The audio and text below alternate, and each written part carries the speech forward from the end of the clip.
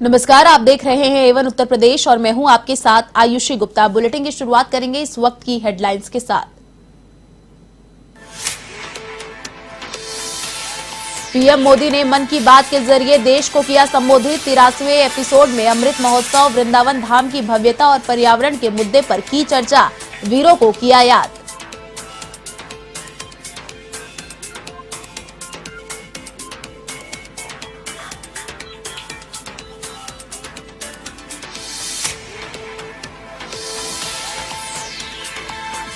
मुख्यमंत्री योगी आदित्यनाथ का देवरिया दौरा, स्वर्गीय विधायक रघुराज सिंह की मूर्ति का किया अनावरण। कई परियोजनाओं का किया लोकार्पण व शिलान्यास।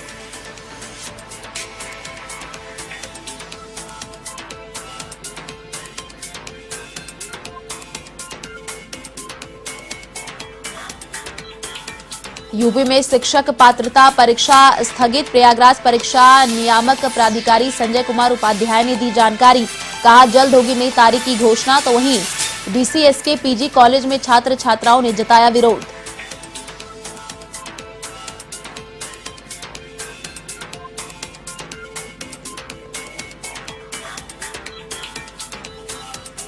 ADG law and order Prashant Kumar की पीसी टेट परीक्षा रद्द होने पर दी जानकारी। कहा नकल गिरोह की 23 लोगों को किया गिरफ्तार।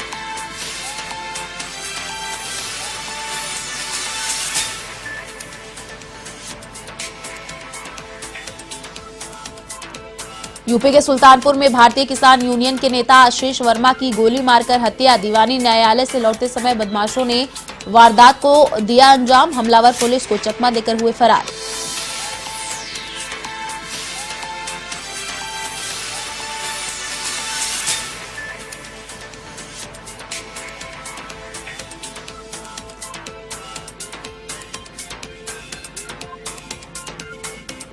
और अब खबरें विस्तार से। प्रधानमंत्री नरेंद्र मोदी ने मन की बात के 83वें संस्करण को संबोधित किया।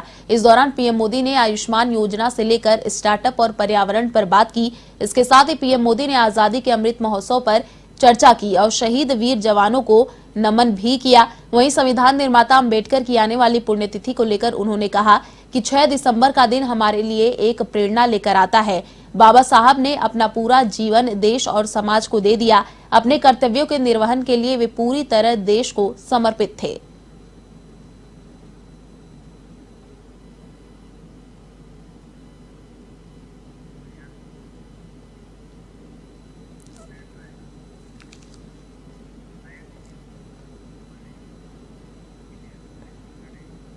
मुख्यमंत्री योगी आदित्यनाथ आज देवरिया दौरे पर रहे, जहां उन्होंने कई योजनाओं का लोकार्पण और शिलान्यास किया।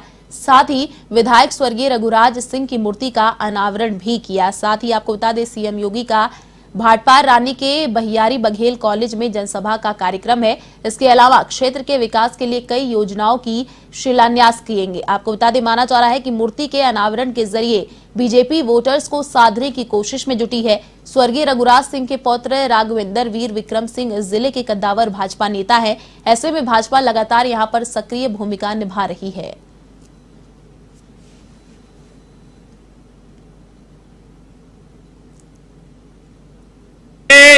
आपके मोबाइल फोन चार्ज होने के साथ साथ अन्य सभी कार्यों को ठीक ढंग से आगे बढ़ाने में मदद मिलती है ना? विकास हो रहा है ना? अच्छा, मुझे एक बात बताओ, देवरिया और कुशीनगर जनपद इस बात के लिए 2017 के पहले बदनाम होता था कि गरीब का अन्न यहां पर लोग खा जाते हैं।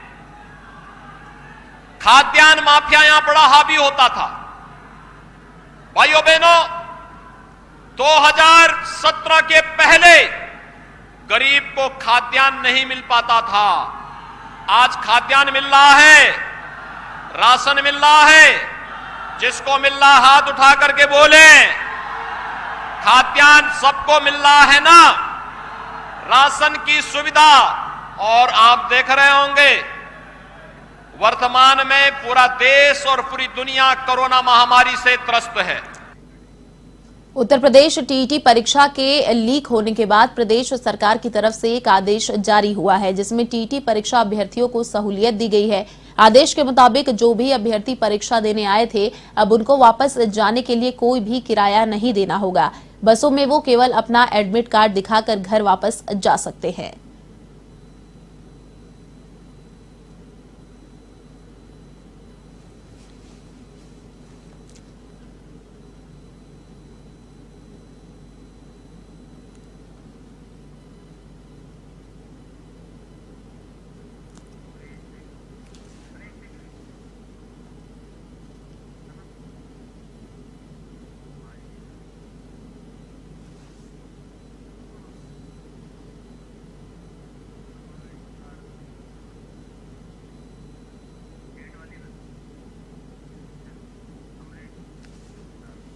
और इसी खबर पर अधिक अपडेट के साथ यूपी से स्टेट हेड अमरीश सिंह हमारे साथ फोन लाइन पर जुड़ चुके हैं। जी अमरीश, देखिए एडमिट कार्ड दिखाकर यात्री कर सकते हैं अभ्यर्थी। टीटी परीक्षा के लीक होने के बाद प्रदेश सरकार का ये आदेश जारी, क्या कुछ जानकारी?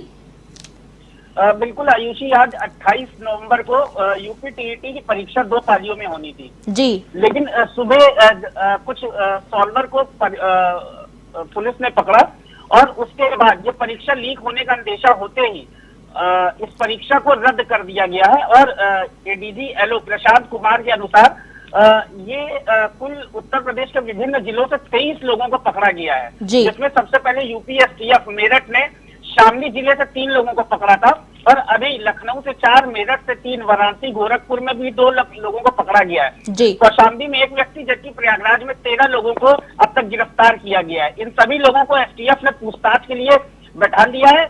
इनके पास से जो कागज बरामद हुए हैं उसमें फोटो कॉपी बरामद हुई। इन कागजों को शासन से शेयर करने के बाद पता चला कि ये टीईटी के प्रश्न पत्र थे। एडीजी एलओ प्रशांत कुमार के अनुसार यह भी है कि इन 23 के अलावा और भी ऐसे सॉल्वर हैं जो गिरोह बनाकर प्रदेश के विभिन्न जिलों में परीक्षा लीक करते थे। परीक्षा का पेपर जो था उसको लीक किया करते थे और जो कुछ परीक्षार्थी जो इसका फायदा भी उठाने में सफल होते थे। हालांकि बेसिक शिक्षा मंत्री उत्तर प्रदेश के सतीश द्विवेदी के अनुसार यह दोनों ही परीक्षा जो 2 पालियों में होनी थी इसको पूरी तरीके से रद्द कर दिया गया और 1 महीने के अंदर ही ये फिर से परीक्षा कराई जाएगी और परीक्षा जो अब की होगा उसका कोई भी शुल्क नहीं लिया जाएगा। इसके अतिरिक्त आज जो करीब 20 लाख अभ्यर्थी थे जो वापस अपने गंतव्य की ओर लौटेंगे, उन सभी का जाने का जो शुल्क है वो सरकार की तरफ से माफ कर दिया गया। वो ट्रेन से, बस से या किसी भी साधन से अगर जाना चाहते हैं तो अपना परीक्षा पत्र दिखाकर वो जा सकते हैं। हालांकि 2336 सेंटरों पर यह परीक्षा होनी थी और इस परीक्षा के रद्द होने से जरूर कहीं ना कहीं जो परीक्षार्थी हैं उनमें निराशा तो हुई है, लेकिन ये जो गिरोह पकड़ा गया इससे ये भी अंदेशा लगाया जा रहा है कि आगे भी जो परीक्षाएं होनी है या भविष्य में होनी थी उनमें भी ये गिरोह कितना सतर्क है ये पूछताछ के बाद पता चल जाएगा। जी अमरीश, देखिए क्या अगले महीने इसी तारीख को ऐसा कहा जा रहा है इसी सेंटर पर इसी वक्त एग्जाम फिर से कराया जाएगा, मतलब जो सेंटर बने हैं? महीने के अंदर ही बेसिक शिक्षा मंत्री जैसा सतीश द्विवेदी ने आज अपने प्रेस कॉन्फ्रेंस में भी कहा है कि 1 महीने के भीतर ही यह परीक्षा फिर से दोबारा आयोजित की जाएगी और इसका कोई भी शुल्क परीक्षार्थियों से नहीं लिया जाएगा। जी आयुषी जी, शुक्रिया अमरीश तमाम जानकारी साझा करने के लिए। यूपी में टीटी परीक्षा रद्द होने से कई छात्र छात्राओं में नाराजगी देखी जा रही है। मऊ जिले में भी परीक्षा रद्द होने का असर देखा जा रहा है। यहां के डीसीएसके पीजी कॉलेज में परीक्षा रद्द होने पर छात्र छात्राओं में भारी आक्रोश दिखा। उन्होंने प्रशासन और सरकार पर आरोप लगाते हुए कहा कि वे छात्रों के भविष्य के साथ खिलवाड़ कर रहे हैं। वहीं पर मौके पर मौजूद अपर पुलिस अधीक्षक त्रिभुवन नाथ त्रिपाठी ने कहा कि जिले में परीक्षार्थियों को सुरक्षित उनको वापस भेजना पुलिस की जिम्मेदारी है और किसी भी अवांछित को शांति भंग नहीं करने दिया जाएगा।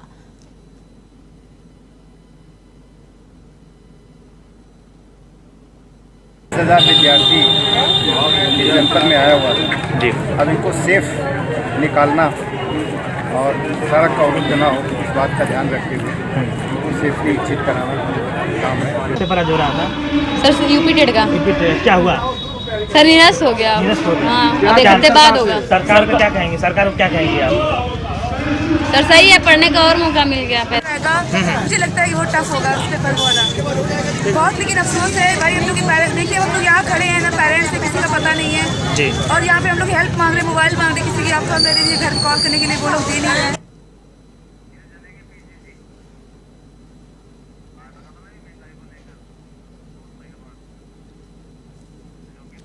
चलिए बढ़ते अगली खबर की ओर। यूपी टीटी परीक्षा रद्द होने पर ADG law and order Prashant Kumar ने लखनऊ में एक प्रेस कॉन्फ्रेंस आयोजित की, जिसमें उन्होंने परीक्षा रद्द होने के कारण और दोबारा परीक्षा को लेकर कई जानकारियां दी। उन्होंने कहा कि यूपी टीटी की परीक्षा 2 पारियों में होनी थी। परीक्षा में नकल को रोकने और सॉल्ट गैंग्स को पकड़ने के लिए हमने एक जाल बिछाया था, जिसमें बीती रात से अभी तक उत्तर प्रदेश के विभिन्न शहरों से 23 लोगों को पकड़ा गया है। इसमें सबसे ज्यादा 13 शातिर प्रयागराज से पकड़े गए हैं। उन्होंने कहा कि एसटीएफ की कार्रवाई में इन लोगों के पास से पेपर की फोटोकॉपी बरामद हुई है, इसलिए इस परीक्षा को रद्द करने का फैसला लिया गया है। अगले 1 महीने के भीतर ये परीक्षा दोबारा कराई जाएगी, जिसका पूरा खर्च सरकार उठाएगी।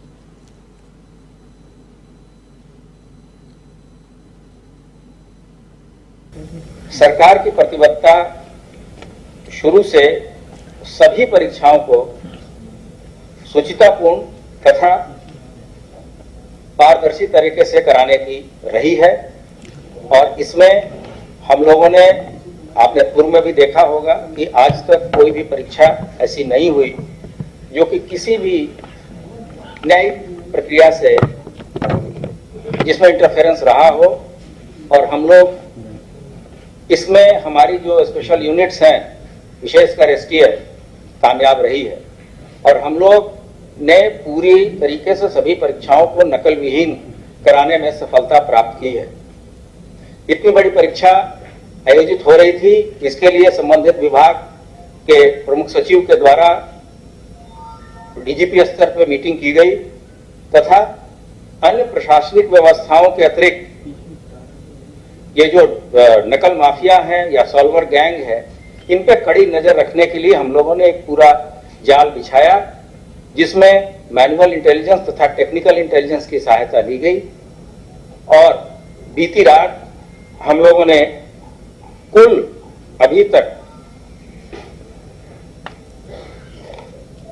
23 व्यक्तियों को गिरफ्तार किया है, विभिन्न उत्तर प्रदेश के विभिन्न शहरों से, जिसमें लखनऊ से 4 लोग पकड़े गए हैं।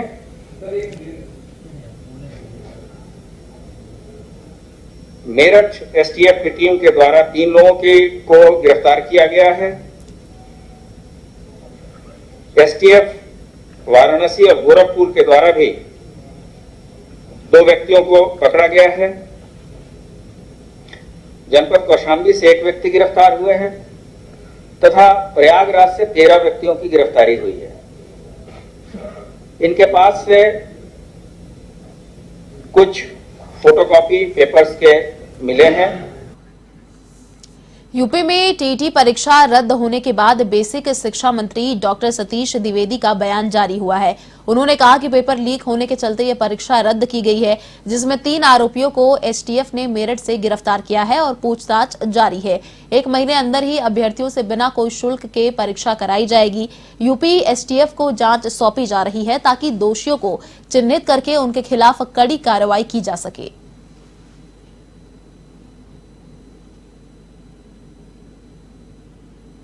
यूपी टीईटी की परीक्षा के पेपर लीक होने की सूचना मिली है, इसलिए दोनों पालियों की परीक्षा तत्काल प्रभाव से निरस्त की जा रही है। पुनः 1 महीने के भीतर अभ्यर्थियों से बिना कोई शुल्क लिए परीक्षा पुनः कराई जाएगी। एफआईआर कराने के निर्देश दिए जा चुके हैं और यूपी एसटीएफ को जांच सौंपी जा रही है ताकि दोषियों को चिन्हित करके उनके खिलाफ कड़ी कार्रवाई। यूपी के सुल्तानपुर में भारतीय किसान यूनियन के नेता आशीष वर्मा की सरेराह गोली मारकर हत्या कर दी गई। आपको बता दें, दीवानी न्यायालय से लौटते समय यह वारदात हुई, जिसके बाद हमलावर पुलिस को चकमा देते हुए फरार हो गए। मामला कालीपुर कोतवाली क्षेत्र से है। यहां के बनके गांव निवासी राम आशीष वर्मा की कस्बे में दुकान है। किसान नेता राम आशीष का नूरपुर बनके गांव में गांव के कुछ लोगों से जमीनी विवाद चल रहा था। इसको लेकर वे आए दिन दीवानी न्यायालय में पैरवी को जाते थे। वे एसडीएम जयसिंहपुर से मिलने मुकदमे के मामले में गए थे। वहां से लौटते समय वह दुकान पर बैठे थे, जहां पर अज्ञात बदमाशों ने ताबड़तोड़ गोलियों की बौछार कर दी। वहीं पूरे मामले की जांच पड़ताल करते हुए पुलिस ने मुकदमा दर्ज कर लिया है। वहीं घटना से क्षेत्र में सनसनी फैल गई है।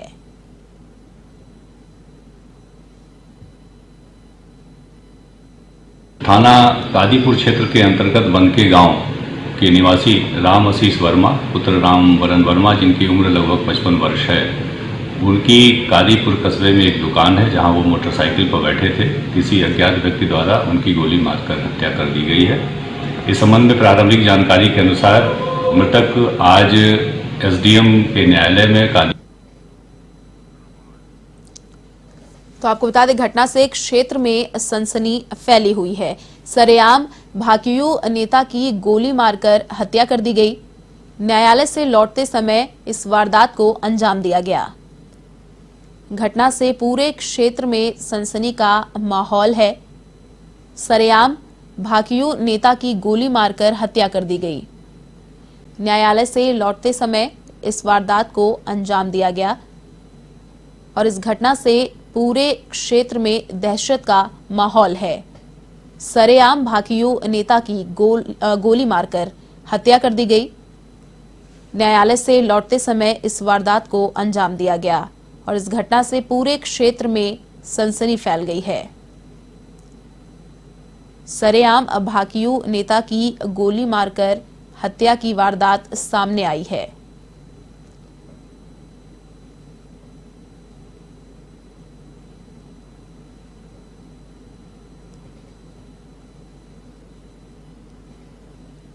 न्यायालय से लौटते समय नेता की गोली मारकर हत्या कर दी गई और इस घटना से पूरे क्षेत्र में सनसनी का माहौल है।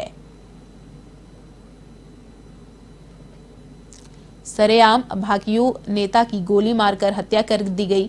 न्यायालय से लौटते समय इस वारदात को अंजाम दिया गया, जिसके बाद से पूरे क्षेत्र में सनसनी का माहौल फैल चुका है। सरेआम भाकियू नेता की गोली मारकर हत्या कर दी गई। और इसी खबर पर अधिक अपडेट के साथ संवाददाता सुभाष चंद्र पाठक फोन लाइन पर जुड़ चुके हैं। जी सुभाष, देखिए सरेआम नेता की गोली मारकर हत्या कर दी गई, क्या कुछ अभी जानकारी?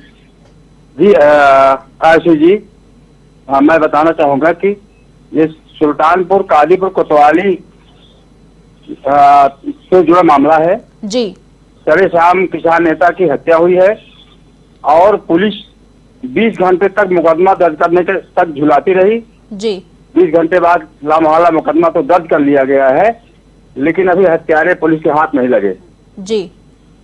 प्रशासन की तरफ हाँ जी, तमाम घटनाएं जो है जिले में हो रही हैं, हाँ, जिस पर पुलिस पर्दा डाले हुए जी। प्रशासन की तरफ से क्या कदम उठाए जा रहे हैं अब इस मामले को लेकर? पुलिस कोतवाल नगर ने बताया कि मुकदमा पंजीकृत कर विधिक कार्रवाई के लिए किया जा रहा है जी। और अभी जांच चल रही है। इस विषय में जैसा भी होगा अपडेट के लिए बताएंगे बाद में। जी, शुक्रिया सुभाष तमाम जानकारी साझा करने के लिए।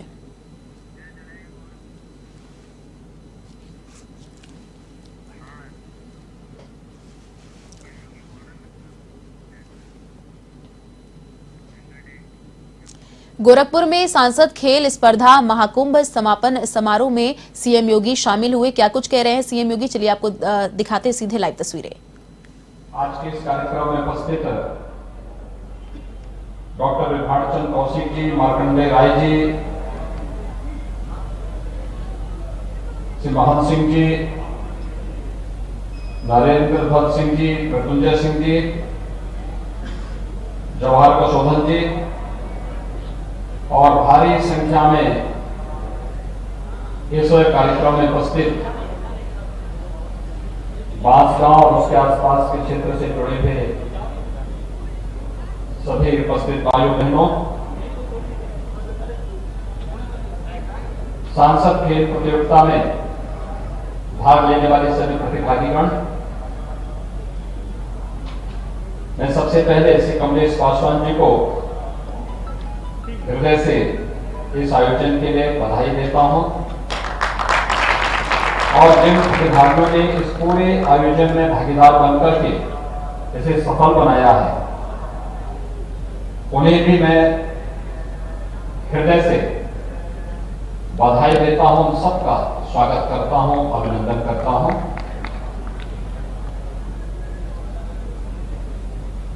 हर खिलाड़ी का प्रयास होता है कि वो अच्छा करे और अपने स्तर पर अपने प्रयास को और बेहतर करने का प्रयास करता है।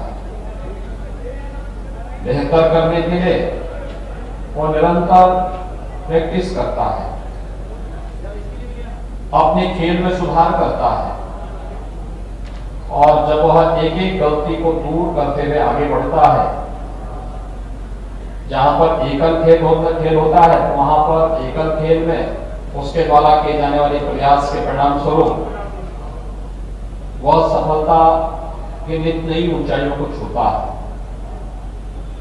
जहां पर टीम वर्क होता है, एक टीम खेलती है और उस टीम में हर खिलाड़ी अपने अपने प्रदर्शन को बेहतर करने की दिशा में निरंतर प्रैक्टिस करके परस्पर समन्वय के माध्यम से टीम भावना के रूप खेलता है तो वह बेहतर प्रदर्शन करता है और अपना स्थान प्राप्त करता है। प्रधानमंत्री मोदी जी ने इन्हीं सब भावनाओं को लेकर के, क्योंकि यह खेलकूद की प्रतियोगिता हो, हमारे व्यक्तिगत और सामाजिक जीवन का हो या राष्ट्रीय जीवन का, स्वस्थ प्रतिस्पर्धा जैसे खेल के अंदर हम सबको देखने को मिलती है। जो अच्छा प्रदर्शन करेगा अच्छा स्थान प्राप्त करेगा। छल छल और कुटिलता नहीं उसमें चलती है, ऐसे ही जीवन का हिस्सा भी है। छल छद्म से जो व्यक्ति कोई स्थान प्राप्त करना चाहता है वो कभी जीवन में ऊंचा स्थान प्राप्त नहीं कर सकता, कभी आगे नहीं बढ़ सकता। और खेल इस बात के लिए हमें सदैव निरंतर प्रेरित करता है। मैं भी यहां पर देख रहा था कितना अच्छा प्रदर्शन था जो वॉलीबॉल और कबड्डी का। वॉलीबॉल में गढ़ा और पौड़ीगाम की टीम ने कितना अच्छा प्रदर्शन किया था। मैंने देखा बहुत अच्छा खेल, खिलाड़ी उत्साही थे और स्वाभाविक रूप से गढ़ा को इसका लाभ भी मिला, क्योंकि बहुत पहले से गढ़ा में वॉलीबॉल की खेल की प्रतियोगिता चलती रही है। बाद वहां के खिलाड़ियों का प्रदर्शन यहां देखने को भी मिला। ऐसे ही कबड्डी में गंगोत्री देवी मिनी स्टेडियम बढ़लगंज में और NIC बढ़लगंज में जो यहाँ पर प्रतिस्पर्धा चली, उसमें गंगोत्री देवी मिनी स्टेडियम बढ़लगंज विजेता रही और NIC बढ़लगंज जो विजेता रहे। लेकिन खेल दोनों ने बेहतरीन करने का प्रयास किया, बहुत अच्छा खेल दोनों का। प्रधानमंत्री मोदी जी ने इन भावनाओं को उकेरने के लिए आपने देखा।